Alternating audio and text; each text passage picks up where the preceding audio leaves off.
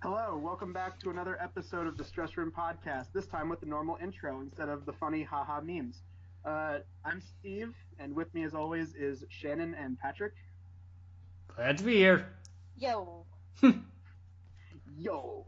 yo. Uh, so, this episode, we have nothing. We literally have, like, most times we're like, hey, so let's talk about this subject. We kind of, like, fumbled around some stuff before we started. We literally have nothing going into this.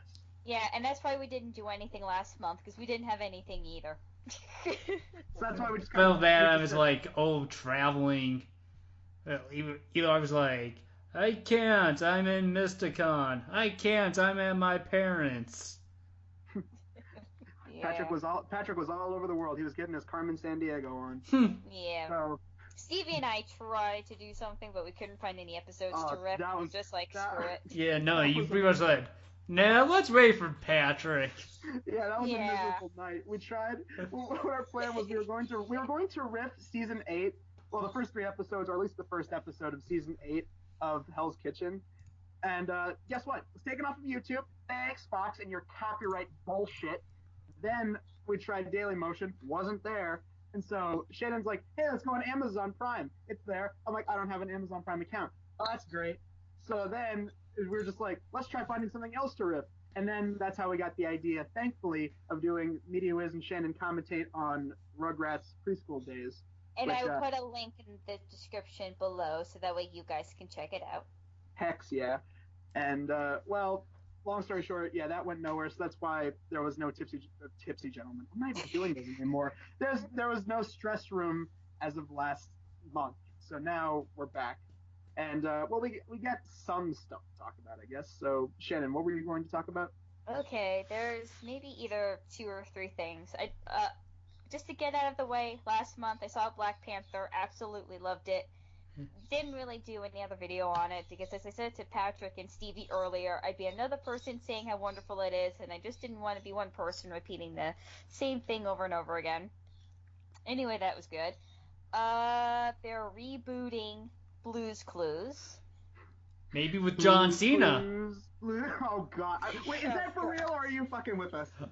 No, that's a real rumor. Whether, yeah, whether that happens or not, I don't know, but that's. But I've actually seen, like, legit news article saying that So, John Cena is an option. Oh my god. so will the clues be up and the blues be now?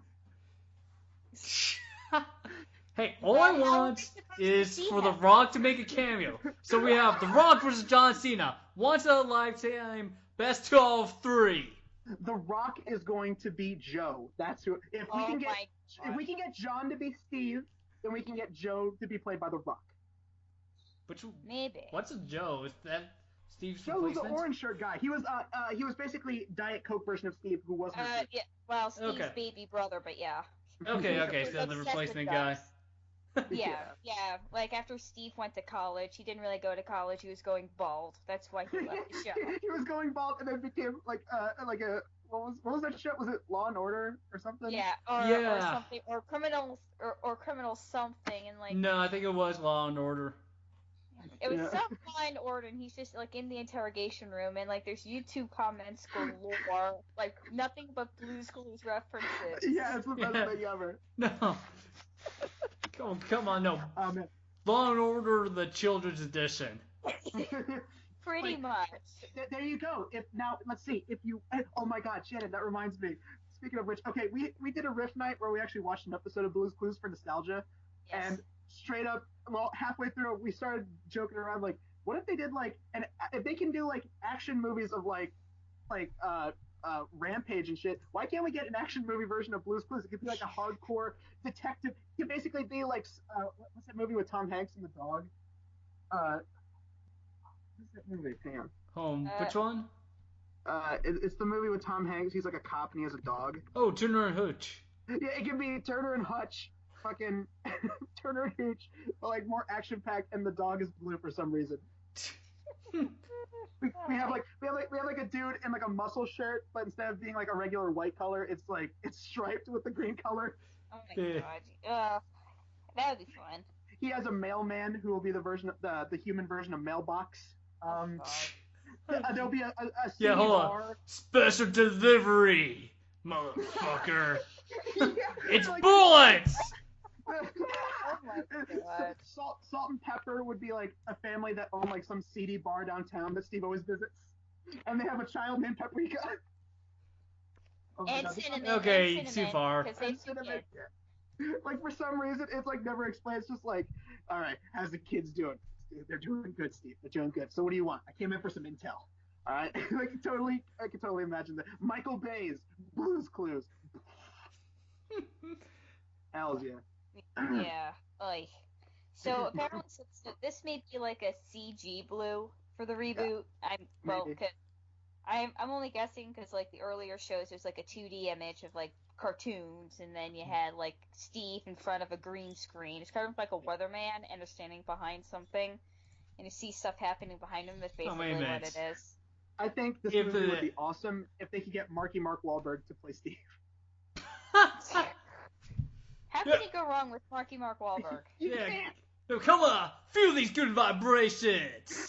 You feel me, baby? He plays that while they're driving downtown in like his like Pontiac or some shit. Oh my god. No, I think if he actually heard one of his songs on like an oldie station, he'll probably just rip the car stereo with his bare hands and Or throw it pull out out. a gun and just shoot it. Oh yeah, no, Yeah. I mean, Mark Wahlberg gets to his own his entire music career. And the entire Nice. Funky Bunch. Good. Well, you know what? Oh, wow. Okay. Yeah, it was like, they're And probably it's all after the homeless or restaurant. something, and he's like, that's what you get for being in the Funky Bunch. Marky Mark basically looked at his old Wigger days from back in the day. He's like, yeah, fuck that. That never happened. Oh, yeah. Oh god. Damn. Yeah. So I know the reboot's probably not for like people our age, Of course not. but you know, if the newer generation likes it, because like we need something like Blue's Clues again. Yeah. It's like it was very interactive. Yeah. Like- As kids shows go, from your nostalgia, it was usually one of the Yeah. things that you can easily remember and liking. Yeah. Come And, on, like, the other it was never that interactive. It had the illusion of interactivity. Well, Well, yeah, Well, it's the same thing with Dora the Explorer, except Dora the Explorer wasn't as entertaining. It was obviously way more fucking dumb. yeah. And not only that, like Steve didn't insult your intelligence. Yeah, right. Whereas Dora would like just like stand there for like 10 seconds in silence. Right. Like, yeah. You see a clue? No, Where? no, hold on. I can easily see like a app for like the rebooted Blue's Clues. Oh my God, you're right. You could totally be onto something. Mm. Yeah, and then You have to click the little box for the right answer, and then Steve will respond, and then it goes on and so forth. or something like that. You know, that actually, because like I know this is like a totally different TV show. Like when I was little, I had this Barney computer game. It's like, you know, like where there's toys where you can actually hook it up to the computer and they talk and they interact with the game. And the I think environment. so. That's what Barney did, because like I had a Barney computer game and the Barney that interacted with that computer game. So like it would like whatever choice I made, it would like interact with it, which is weird. There was like an old VHS tape that basically did the same thing. Like there were like cues within the tape and like sayings that would be played on the tape that would make the Barney voice say something.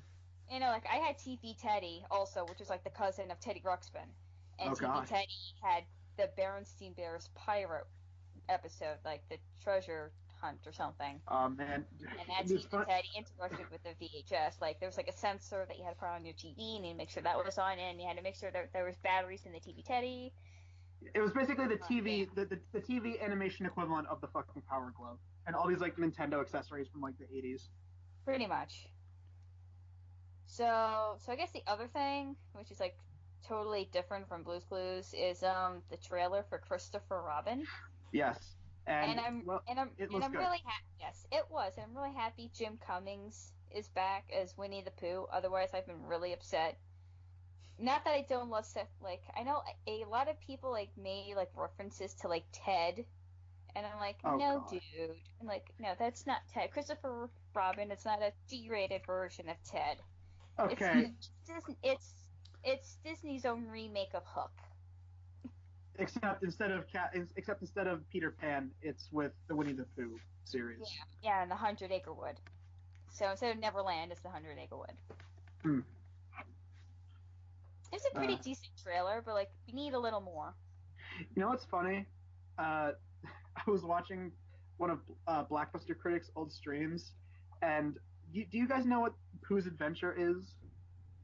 Pooh's Adventure? I think so. Maybe? Okay, it's this no. Oh no, you get this.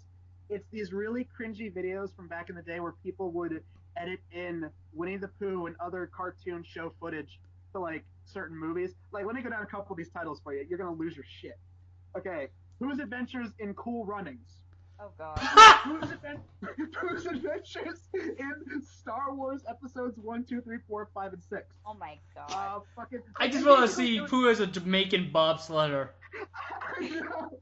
But no, like, it's not even. It's like, this is like old school shit on YouTube where people would like edit in Windows Movie Maker unironically, and they would like, what they would do is they would like just edit in clips from like Winnie the Pooh into like these movies that they were supposedly supposed to be in, and it was so cringy.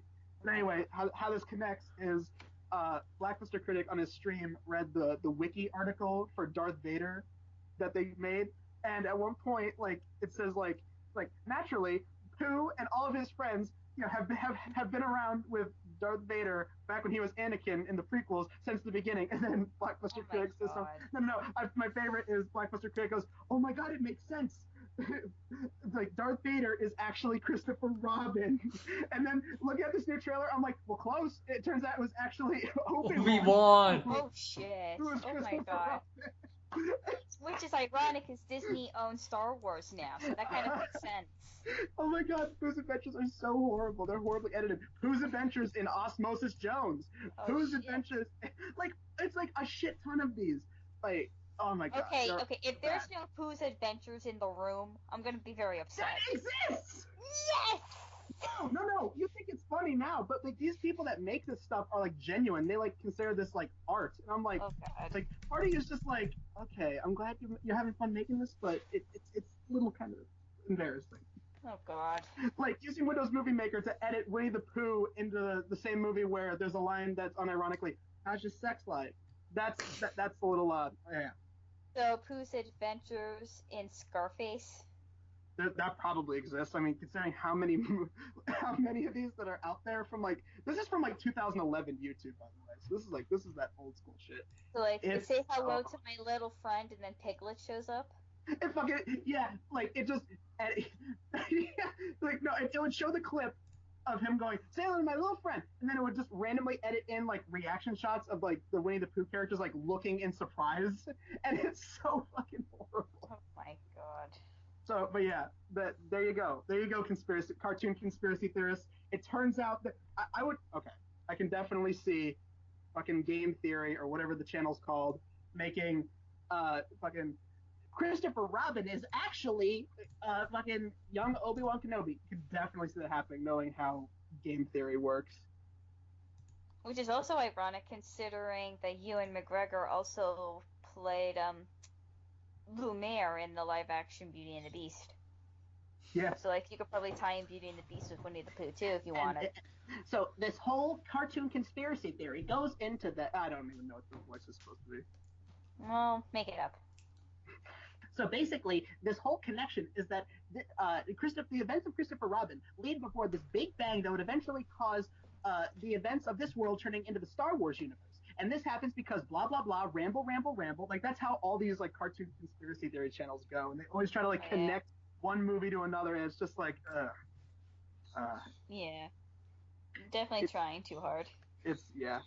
And then, if you follow the continuity, if you go all the way back before the events of Christopher Robin, you go back to when Ewan McGregor was in Beauty and the Beast, and like it's like, wow, this actor was in multiple movies that are, you know, of different franchises. Yeah, totally, they're all one and the same because that's the same actor. It's like saying that fucking Aladdin and fucking what is it? That's pretty much that's pretty much the only other thing the guy who voiced Aladdin ever did. The Aladdin movies? And Fuller House, too. The sequel to Full House. Yeah. Yeah. No, I was going to say, like, that's like saying that Mrs. Doubtfire, Aladdin, Good Will Hunting, fucking Good Morning Vietnam. Flubber. Like, all the movies Flubber. All those movies are connected because Robin Williams is in them. It's like, just no. Well, you could, but you'd have to have a real imagination and be very clever. Yeah, and you have to have a lot of free time on your hands to come up with something that convoluted. Oh, yeah. Oh, man. But anyway, so what else can we talk about? I have something. Oh. Hey. Yeah, but it's back to talk about wrestling. No, I can't. No, it's felt like last Sunday, which is almost last week when we're recording this, went to like the NXT house show in Indy. And I mean, it's like I said, it's a house show, so nothing really matters, and matches will not be that good. Except this one, which is the most eventful house show I've been to ever. And I'll just, like I said, I'll just quickly go over like the main points, because I got the card up on Cage Match. Okay, so basically first match, Lars Sullivan beats Christopher Dijak, and Lars Sullivan, if you guys don't know, is a big dude, like, I'm big, look at my muscles, Yeah, that is his fucking thigh is as wide as I am. Oh, wow. Yeah, he's not even that tall. I'll be shocked if he's actually 6 foot. He's just, hugely proportioned. Oh my god, I'm looking at a picture of him right now. This guy's fucking built, dude. Yeah. Oh my god. But, this is like looking at a house. Yeah! He's a brick house. Oh my god. What? Okay, not as bad as me. I'm 10 times worse. What? What are you talking about? No. I mean, both of you would probably be horrible, but I think Shannon would be less horrible. What? What, in terms of singing? No. Is that what we were going off of? I thought we were going off of references and puns. Well, if we're talking about puns, then yeah, Shannon would be like 10 times worse. I thought you were going off of singing ability. Well, I appreciate the comment on singing ability. Okay. Even though I highly disagree. Yeah, you gotta take that up with MC Swigga, who I can tell you for a fact sings awfully. I wouldn't want to have a contest. Good, I don't want to hear it. Wrap off between two crackers, awesome. Yeah, 2 hunkies. Okay. Hey, no. Before we go on, you gotta give MC Swigga this. He made the theme song. He did that. That's true. Okay, I have to give props where props is due. Hell yeah. Well, it exists. And hey, when I send it to you, you're like, that's pretty good. Let's make that our theme song. I may have said it was pretty good. I think making it our theme song was Shannon's idea. What? Okay, whatever. Let's go back to wrestling. Okay, yeah. This is probably the only time you ever say this. Thing that we care about. Okay. Second match, Candice LeRae beats Dakota Kai. Nothing really, major. Next match, once again, it's not like wasn't like an event for match per se, because it was a Cassiano against Adrian Jaudi? He's not on TV, so I don't know how to say it. But basically, I made like a tweet about it that blew up by my standards. Because, remember in Hey Arnold where they would go, oh my god, it's like, it's Weezy and Ed! And some other guy! Yeah. Yeah, I made that side where, because Adrian was accompanied by Cesar Bononi, who has been on TV. So it's like, it's Cesar Bononi and some other guy. And it was like just a throwaway Hey Arnold reference. And then Cesar, finds it, like, obviously after this match. But he quotes the tweet, like, that's Adrian Jaudu, gringo.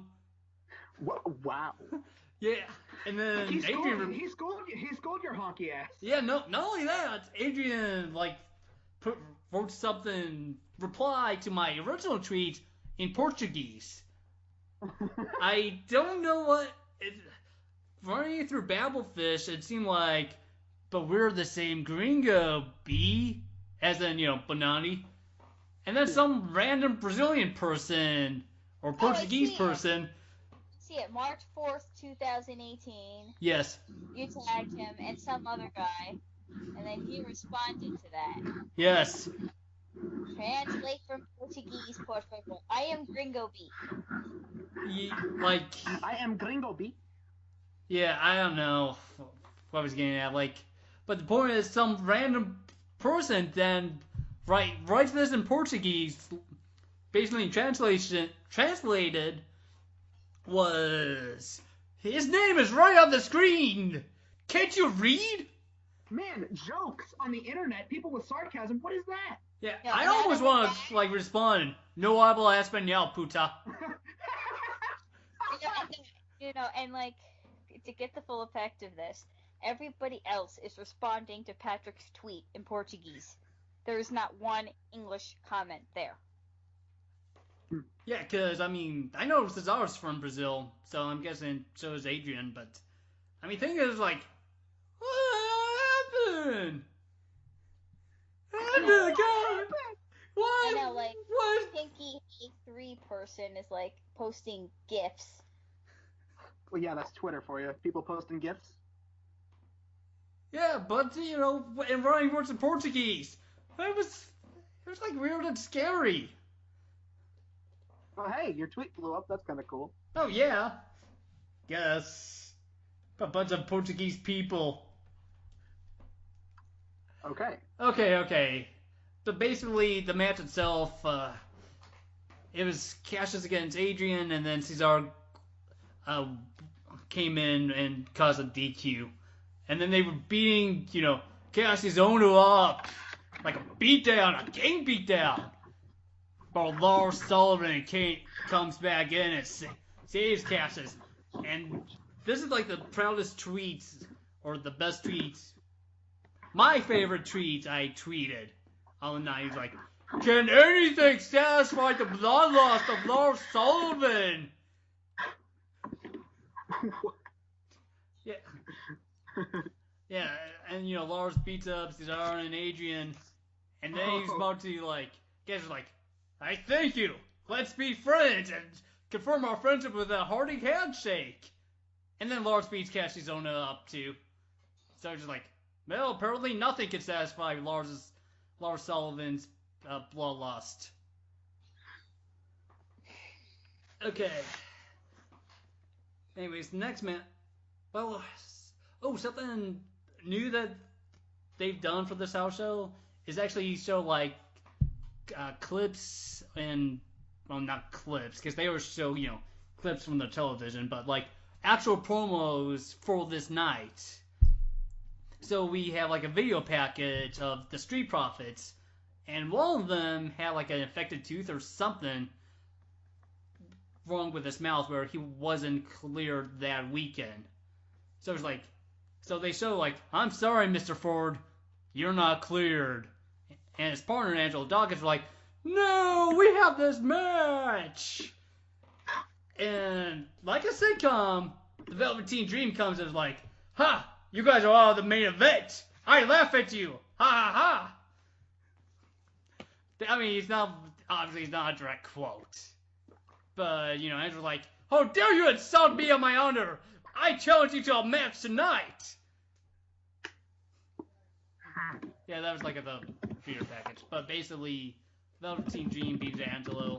Fair match. Whatever. Next, we have our special guest. former Pat McAfee. He's apparently a big deal. He was a former,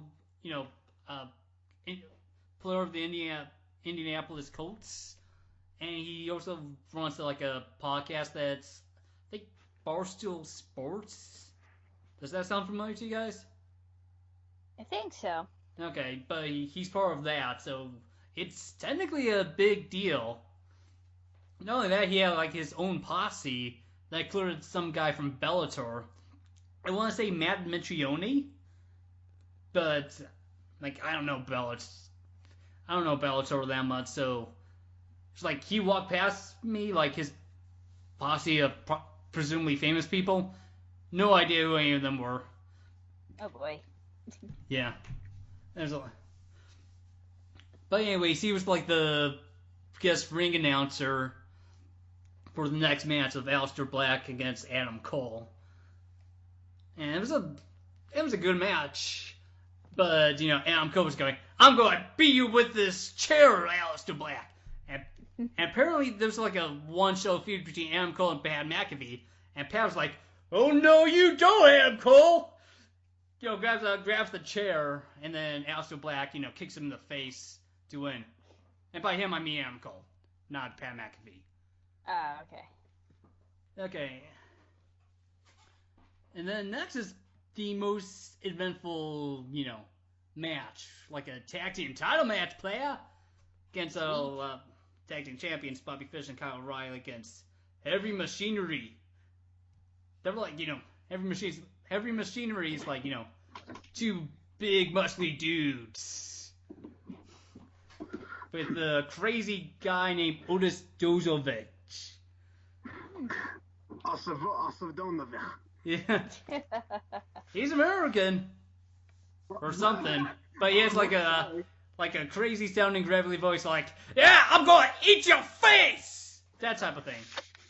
Oh, wow. Yeah, but basically, like, when I say... Wait, tell me. Was that an actual quote? No. Maybe. Damn it. I wanted to hear him shout, I'm gonna eat your face. It's a quote he would say, though. I don't think he said it. Okay, but...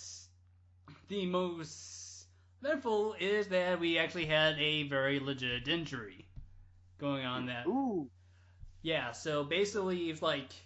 I don't know, something happened... Bobby Fish rolled out of the ring, and then the next moment, the referee puts up, like, the X sign with his hands. So, basically for, people not into wrestling, which is pretty much all of our audience, if the ref, throws up the X, that means, hey, we need a doctor, we have a real-life injury. Ooh. Yeah, so basically... Is there a doctor in the house? Yes, I am. The guy stands up, you see his silhouette, like in Looney Tunes. Yeah. Yes. But basically I was like, well, maybe it's part of the match? Bobby Fish fakes his injury and then, does something evil to win? And they'll twirl his evil mustache? And I was like... And then I see, the ref frantically talking with the ring announcer, like trying to, come up with something, I think, or at least coordinate, hey, ring announcer, get the doctors out here, now. Oh boy. Yeah. But to my shock, they didn't actually stop the match. Yeah, Kyle O'Reilly just, worked by himself for the next 3 or 4 minutes, or however long it was, until Adam Cole, came back and said, look at me, I'm a distraction, Heavy Machinery! Well, I mean, that's... Look at me! Well, yeah, and then, Kyle O'Reilly, pinned one of the guys. And no, that's probably not a direct quote, but you don't really hear the wrestlers in the ring that well, so it could have been.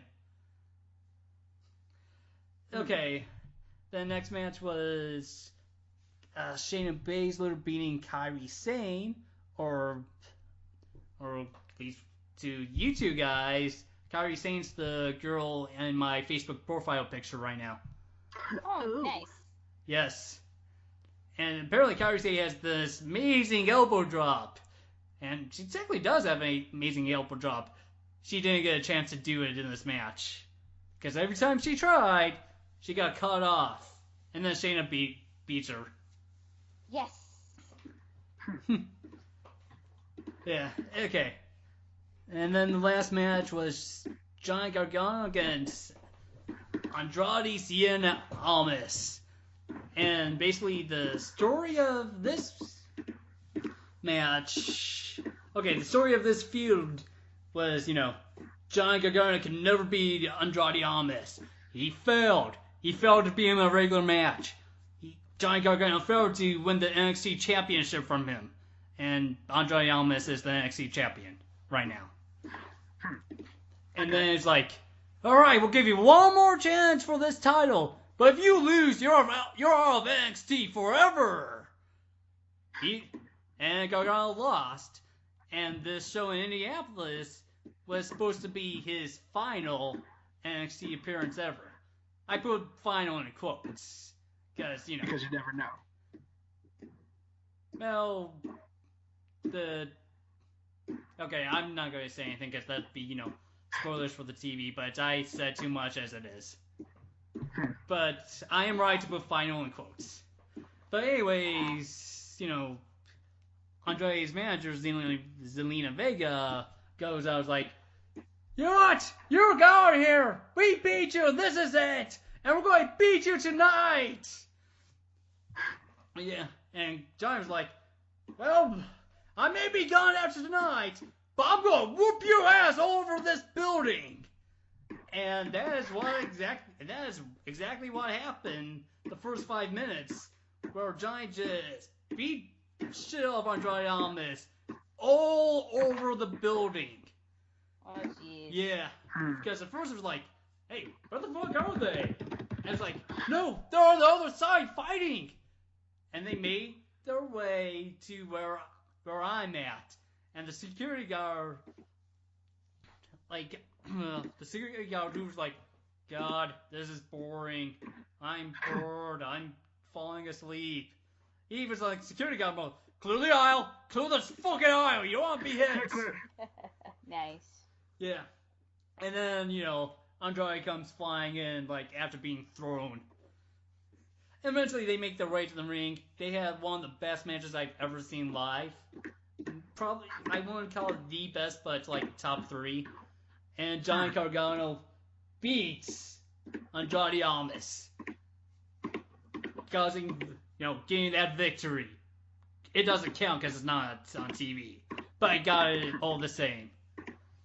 And then he got to the promo about, it was awesome! And as far as I'm concerned, she is the main roster.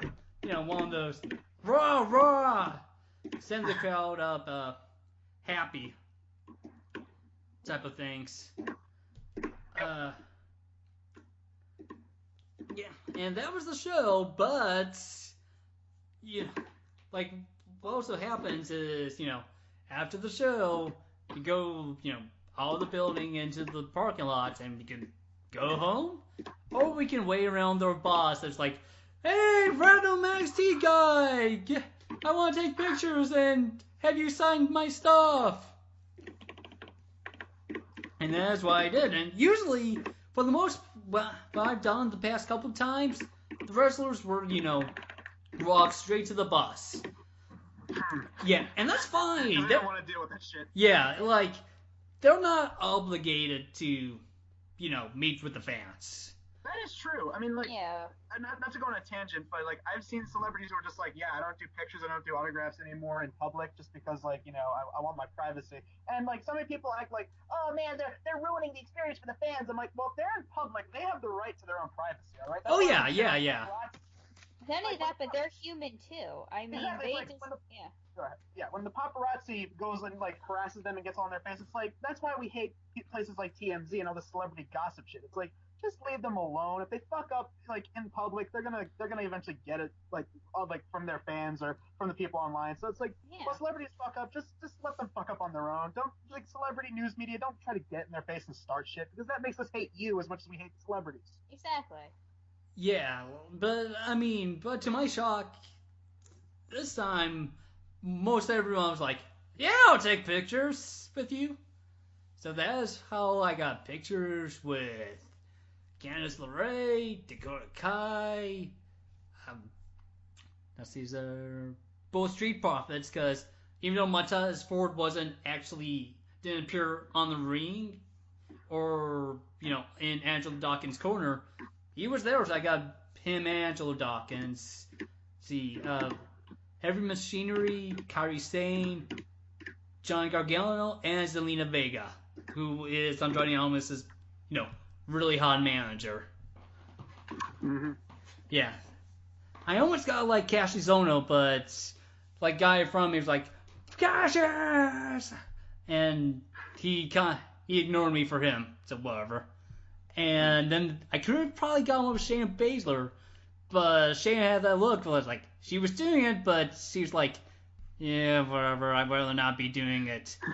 And then she was like one of the four horsewomen of MMA. It's like, she could probably beat my ass. And there's nothing I can do about it. So I'm going to leave her be. But yeah, that was pretty much my NXT experience last weekend. Nice. Awesome. That is cool. Yeah, though, but like a little side note about, Bobby Fish and his injury. Yeah, he blew out his knee. Like, when he went to the boss, he was on crutches. And now, a couple days ago, he had surgery, and the current, news is saying that he's out for 6 months. Oh boy. Okay. Yeah. Hopefully it gets better. Oh, he will get better. But he's also kind of old, so... So, it's a case of, will he be the same? What's going to happen? Anyways. But yeah, that's it. Nice. So, That's Stevie, cool. do you have anything to talk about? Well, if you guys want to do a movie discussion for this episode, sure. Because I've been like on a bit of a kick, and I've debated whether or not I should make an epic media battle, which that's a thing I do for Media Wiz on my channel. I've been kicking this around, like I don't know. I'm just on this whole thing, like, because both these men make very similar movies, and I can't tell like which I consider better or which I consider worse in like any kind of category. These two guys, they're comedians. They have acted in some serious stuff, but they're well known for their comedies. Some people hate the living shit out of them. Some people love them. These men are, in fact, Will Ferrell and Adam Sandler. And I've been sitting through like a shit ton of their movies, both bad and good, and I'm really trying to figure out. So maybe we can talk about that, because I want to get your guys' opinions. Who do you guys consider better and worse? I think Will Ferrell's a little better than Adam Sandler, but that's just my opinion. And you can hate me all you want for it, but I'm sticking to it. Okay, no. Yeah, No. Will Ferrell's the superior actor. Yeah. Okay, so because I've been thinking about this, like when it comes to their comedies, because yeah, surprisingly enough, Will Ferrell, I'm going through, he's, I'm blanking on the serious movie that he was in, but I remember it being really good. Adam Sandler has been in a couple of serious movies. I mean, they may have been some people consider it a Punch Drunk Love. Yes. And Funny People. They have comedic elements somewhat, but I mean, but they're mostly drama centered. And of course, I don't know if anyone remembers this movie, but it had Sandler in it, and it was actually really good. It's called Reign Over Me. I know of it. I haven't seen it. It's based. I'll give you the basic premise. Yeah. It's about Sandler, who plays this former firefighter, I think, who lost his family in 9/11. And it's actually very it's very emotional. And you know what's sad? The same year that came out, he also made I Now Pronounce You Chuck and Larry, which is fucking dog shit. Oh shit. That's really Yeah, sad. if anything, he probably did Chuck and Larry to get Reign Over Me made. Man, wow. Maybe. But anyway, so I'm thinking because let's just be honest, like these movies or not, Adam Sandler and Will Ferrell, they play man children in their movies. Even the good ones, they play like eccentric characters. I mean, you can argue Jim Carrey does the same thing too. Yeah, And but for the most part, Jim Carrey is considered a great comedian, but some people are kind of iffy when he's in serious movies, with the obvious exception of Eternal Sunshine of the Spotless Mind. A that lot was of people good. love That it. was Yeah. good. That was a But good one. but then you look at movies like The Number 23, that was Yeah. dumb. Yeah. But okay, so I'm thinking, who's a better comedic actor and who can play characters better than the other when it comes to Farrell versus Sandler? Well, Sandler does a very good Count Dracula in the Hotel Transylvania series. Yes, and Will Ferrell does a really good supervillain eccentric type in Oh, Megamind. of course. Oh, God. He's so underrated. Megamind is so Yeah. underrated. Thank you, thank you. I've never seen it. Oh, my God. It's so what, good. What? It's so good. I know. I good. just Yes. haven't seen it. But It's honestly, pretty like good. I would say this, like pound for pound, Will Ferrell, does make better movies and he does give better performances.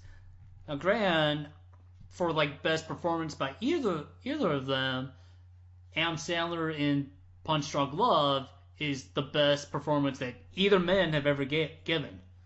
Yes, that's a very good. I can agree with that. Yeah.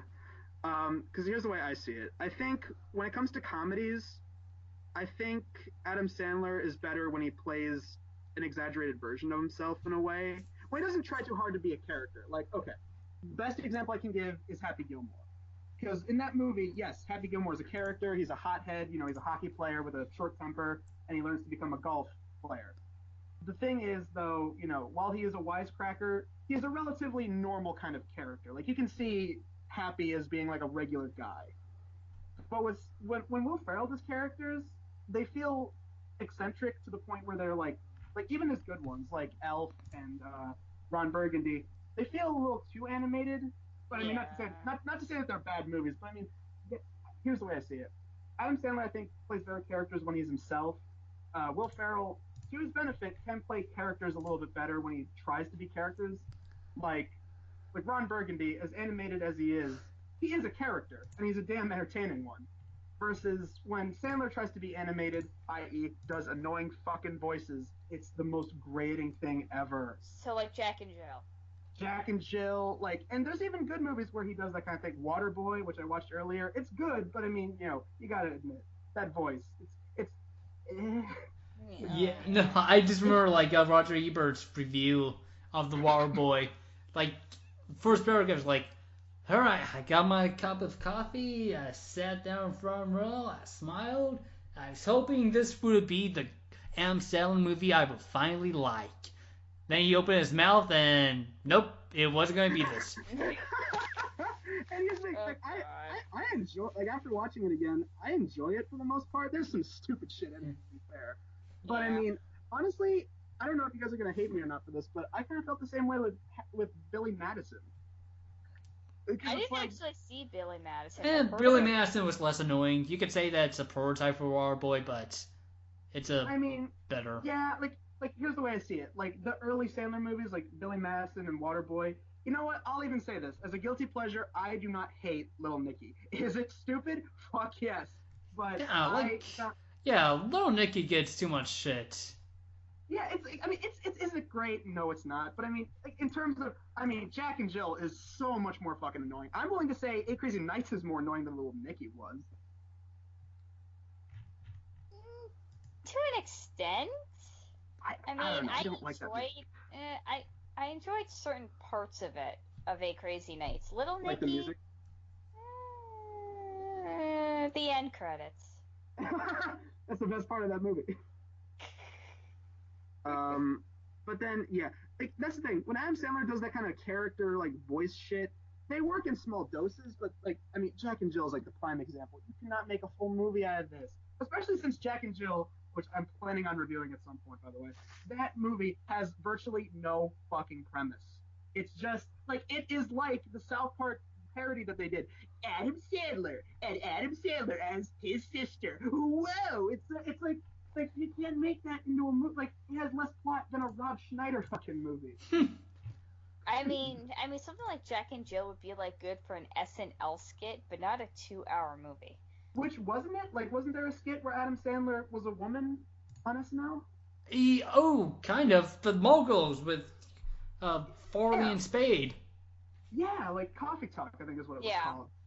No, I don't think it was. Coffee Talk was the Was Mike Myers? Yeah. Oh, yeah. You're right. Yeah, I think they were just mall girls or whatever it was. It's probably like a spin-off or like inspired by Coffee Talk. Similar to, yeah. But then, versus Will Ferrell. Here's what I'll say about Will Ferrell. When another example of Will Ferrell playing a character that I think, I don't know what you guys think of this movie, but Ricky Bobby, I can at least detect that it's a character. Ricky Bobby's hilarious. Yeah, right. Thank you. Because I've met people who are like, oh, that movie's fucking stupid. I'm like, it's one of his better movies. Give him that. Yeah. But here's the way I see it. When Will Ferrell has like no character to him, and okay, I'll just say it. Step Brothers is a movie I'm just like so split on because it's like there's stuff that I want to laugh at, but at the same time, that it's the same thing with Jack and Jill where there's virtually no premise to it. All it is Will Ferrell and John C. Reilly are two adult man children that still live with their parents, and their parents want them to leave. That's the whole movie. And like Will Ferrell, like it feels like they're not playing characters in it. It's just, hey, this is Will Ferrell as Will Ferrell man-child number one, and this is John C. Reilly as John C. Reilly man-child number one. And then it's about a solid hour and a half of these guys dicking around. There's like funny parts in it, but I don't know. I don't know. Like I ran from like library once, and like the DVD was bad, and died halfway through, and it was like, I have no desire to ever revisit it to finish it. I'll give you that. It's one of those kind of movies. Yeah. So that's what I'm trying to get at. Like when Will Ferrell's not playing a character for comedy, it doesn't feel funny.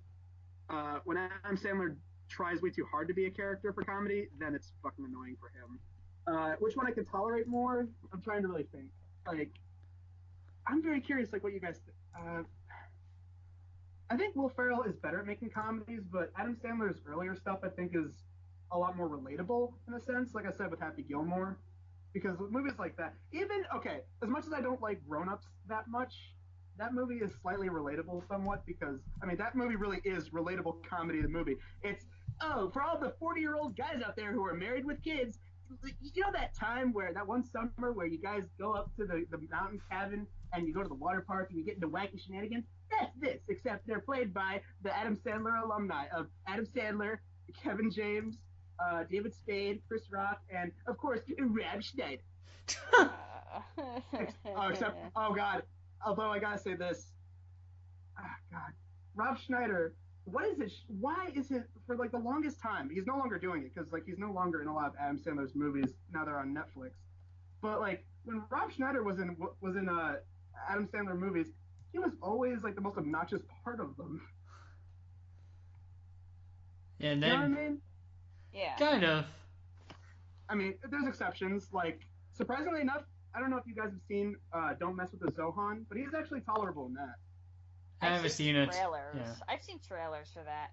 It's honestly, I think it's like one of the last decent Sandler I'm a character comedy, versus like shit like Pixels and where it's like he's not really trying to be a character. It's just Adam Sandler is himself.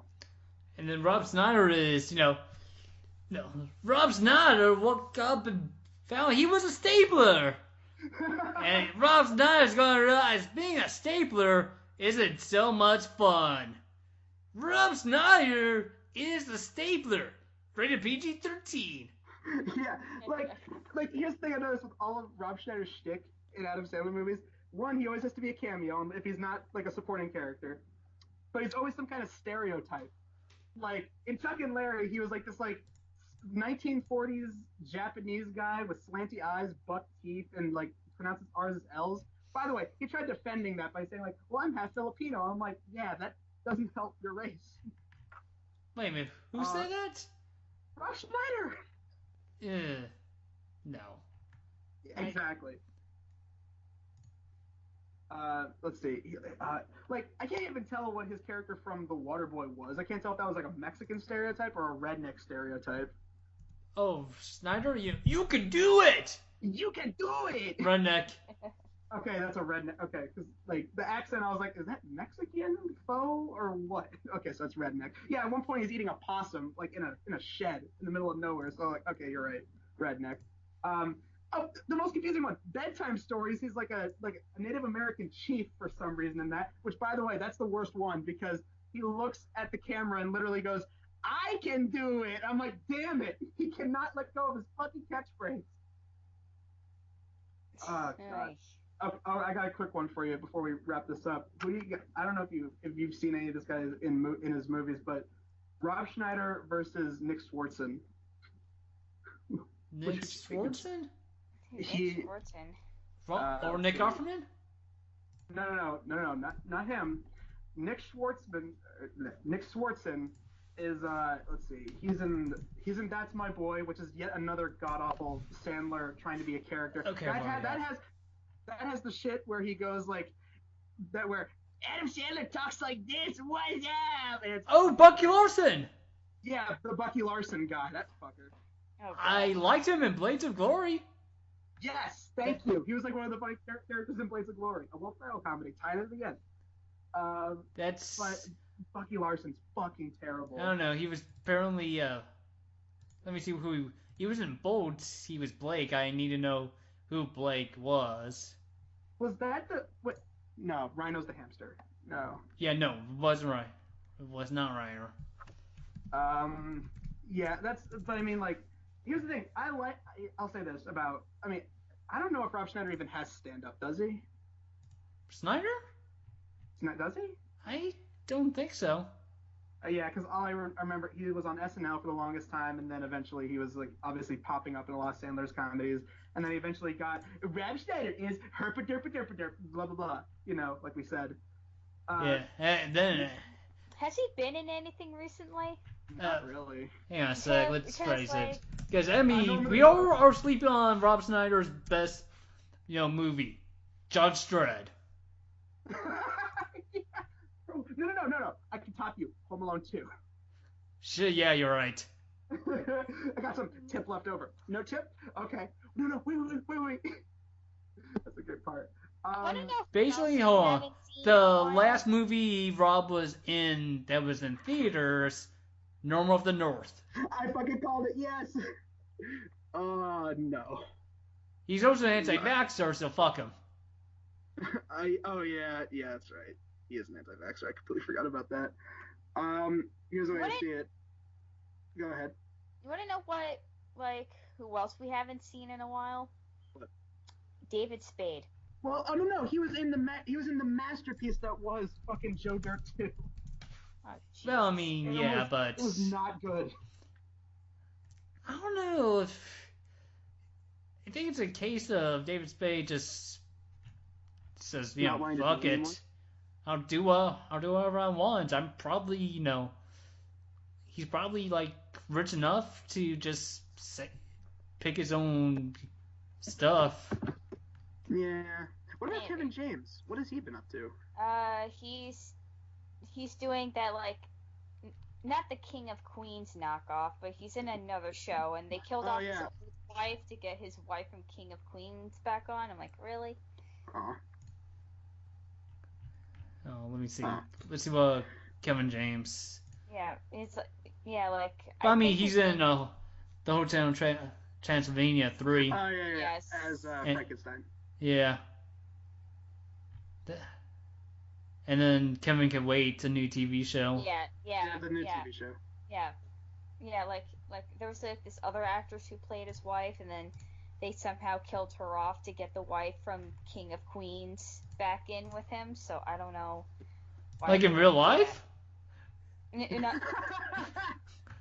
No, in the show. Yeah, they actually killed the person for the show. That's fucking sick ass dedication. That's some morbid shit right there for art. Yeah. Man. God, what about Will Ferrell's alumni? Paul Rudd and. Well, I mean, Paul Rudd's doing pretty well in Marvel. Yeah. Yeah. But they still show up and stuff. Yeah, but who else? Let's see, David Koechner. He was Champ in Anchorman. Yeah, no, Kevner's like guys like, hey guys, I'm doing this random thing. Yeah, he often shows up. Yeah, He's but like, nobody's random going to stuff. depend on him to carry the movie. Yeah, well, except for the comebacks, which I reviewed, and it was fucking lame. Oh, wait a minute, no, it's not Cumner, it's Cockner? I thought it was Keckner. Like I remember Keckner? seeing Okay. Like, The thing is, I thought you were saying it with a P. I was like, which is No. not right. Steve Carell like flip flops. Like he hasn't been in anything for a while. He was in Krampus. That was 2015. Oh, yeah. Chips.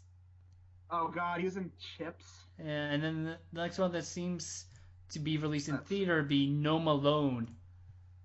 Oh god, that's fucking lame. Let's see. Yeah, like and John C. Reilly is doing pretty well. Oh, speaking of John C. Reilly, Wreck-It Ralph 2, that looks fucking good. Oh. What? Yeah, I'm looking forward to it, but speaking of sequels, I still have yet to see the trailer for Incredibles 2. Oh, gotta watch it. It looks so good. Yeah, I'm way behind. Not only that, I've never even seen Wreck-It Ralph 1. Well, I mean, it's nowhere near the epicness that was Cars 2, but it looks pretty good. I'm sorry. I had to. God, but yeah. Wow, this has been a really fun podcast, guys. This is great. Yeah, agreed. So to end off tonight's podcast, I will end you with a return to the Blackbuster critic and his stream on Pooh's Adventures with another awesome tie-in, where apparently in Pooh's Adventures of Star Wars Episode 6, Darth Vader's evil powers get sucked into a pocket dimension and get absorbed by Bowser in Super Mario Galaxy, which makes sense because that explains how Bowser got his powers in Super Mario Galaxy. He was using the Force. Yeah, we live in a world where apparently a thing called Pooh's Adventures in Star Wars Episode 6 exists, people. Imagine that. Oh, Jesus.